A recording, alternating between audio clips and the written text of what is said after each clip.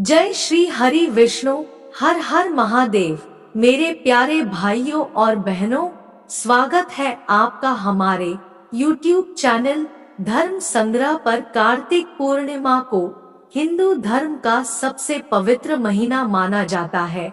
यूं तो पूर्णिमा प्रत्येक मास के शुक्ल पक्ष का 15वां दिन होता है, लेकिन कार्तिक मास की पूर्णिमा का बहुत ही महत्व माना गया है।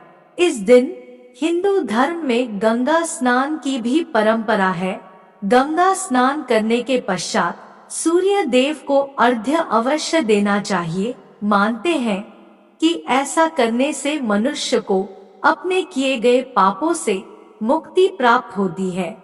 कार्तिक पूर्णिमा के दिन स्नान इत्यादि करके गरीबों को कुछ न कुछ दान करना चाहिए। ऐसा करने से उसका 1000 गुना फल प्राप्त होता है। इस दिन बहुत सारे लोग व्रत भी करते हैं। व्रत का संकल्प लिया जाता है और फलाहार किया जाता है। इस दिन भगवान विष्णु और मां लक्ष्मी की पूजा की जाती है। कई जगहों पर भगवान श्री कृष्ण के विग्रह की पूजा की जाती है। इस विशेष दिवस पर भगवान शिव की भी पूजा करने का विधान है, क्योंकि उन्होंने आज के दिन ही तारकासुर नामक राक्षस का वध किया था। इस दिन सूखे मेवों का प्रयोग करना बहुत अच्छा होता है। फलाहार में सिंघाड़ा इत्यादि लेना चाहिए। कई घरों में इस दिन आटे का मीठा चूर्ण भी बनाकर प्रसाद चढ़ाते हैं। चावल या मखाने की खीर का भी प्रसाद चढ़ाते हैं। कई घरों में बिना लहसुन प्याज का साधारण भोजन भी बनाकर खाते हैं। कार्तिक के महीने में उड़द, मूंग, मसूर, चना, मटर, राई खाना भी वर्जित बताया गया है। कार्तिक मास के पवित्र महीने में मांसाहार का सेवन नहीं करना चाहिए। कहा जाता है कि कार्तिक माह में भगवान विष्णु पानी में रहते हैं। जो भी मेरे प्यारे भाई बहन श्री हरि विष्णु और महादेव शिव के सच्चे भक्त हैं, वो कमेंट बॉक्स में जय श्री हरि विष्णु और हर हर महादेव अवश्य लिखे। कब रखा जाएगा कार्तिक पूर्णिमा का व्रत?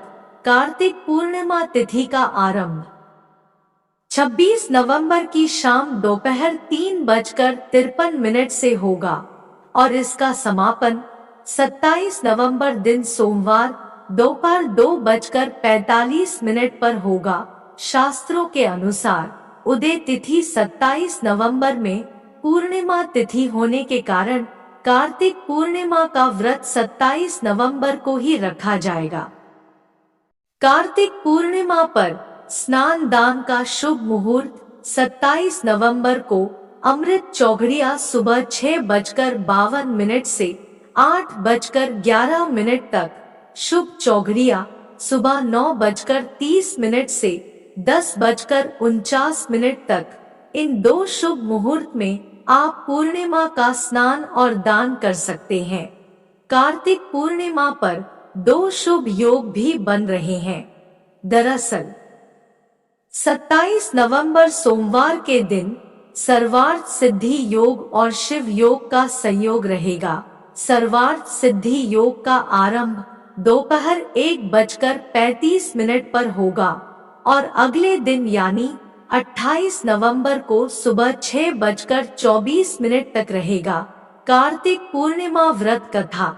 एक पौराणिक कथा के अनुसार तारकासुर नामक एक राक्षस था। उसके 3 पुत्र थे, तारकक्ष, कमलाक्ष और विद्युन्माली। तारकासुर बहुत ही बलवान था। उसने धरती व स्वर्ग पर अपना आतंक मचा रखा था, जिससे परेशान होकर देवताओं ने भगवान शिव से उसका अंत करने के लिए प्रार्थना की। उनकी प्रार्थना सुनकर भगवान शिव ने तारकासुर का वध किया। इससे देवता बड़े प्रसन्न हुए। उसके 3 पुत्रों को यह सुनकर बड़ा दुख हुआ और उन्होंने इसका बदला लेने के लिए ब्रह्मा जी की घोर तपस्या की। उनकी तपस्या से प्रसन्न होकर ब्रह्मा जी ने तीनों से वरदान मांगने को कहा। तीनों ने ब्रह्मा जी से अपने अमर होने का वरदान मांगा। ब्रह्मा जी ने अमरता के अलावा कोई दूसरा वरदान मांगने को कहा। इसके बाद उन तीनों ने कुछ देर तक इस पर बहुत विचार किया और फिर ब्रह्मा जी से कहा, आप 3 अलग अलग नगरों का निर्माण करें, जिसमें सभी बैठकर पूरी पृथ्वी और आकाश में घूम सकें। 1000 साल बाद जब हम मिले तो हम तीनों के नगर मिलकर एक हो जाएं, जो देवता तीनों नगरों को एक ही बाण से नष्ट करने की क्षमता रखता हो, वही हमारी मृत्यु का कारण बने। उन सबकी नजर में यह एक असंभव कार्य था। ब्रह्मा जी के निर्देशानुसार मैदानव ने उनके लिए 3 नगरों की स्थापना की। जो भी मेरे प्यारे भाई बहन श्री हरि विष्णु और महादेव शिव के सच्चे भक्त है, वो कमेंट बॉक्स में जय श्री हरि विष्णु और हर हर महादेव अवश्य लिखे। तारकक्ष के लिए सोने का, कमलाक्ष के लिए चांदी का और विद्युन्माली के लिए लोहे का नगर बनाया गया। तीनों ने मिलकर तीनों लोकों पर अपना अधिकार जमा लिया। इंद्र देवता इन तीनों राक्षसों से बहुत भयभीत हुए और भगवान शंकर की शरण में गए। इंद्र की बात सुनकर भगवान शिव ने इन दानवों का नाश करने के लिए एक दिव्य रथ का निर्माण किया। इस दिव्य रथ की हर एक चीज देवताओं से बनवाई गई थी। चंद्रमा और सूर्य से पहिए बने, इंद्र, वरुण, यम और कुबेर। रथ के 4 घोड़े बने, हिमालय धनुष बने और शेषनाग प्रत्यंचा बने। भगवान शिव खुद बाण बने और बाण की नोक अग्निदेव स्वयं बने। इस दिव्य रथ पर भगवान शिव स्वयं सवार हुए।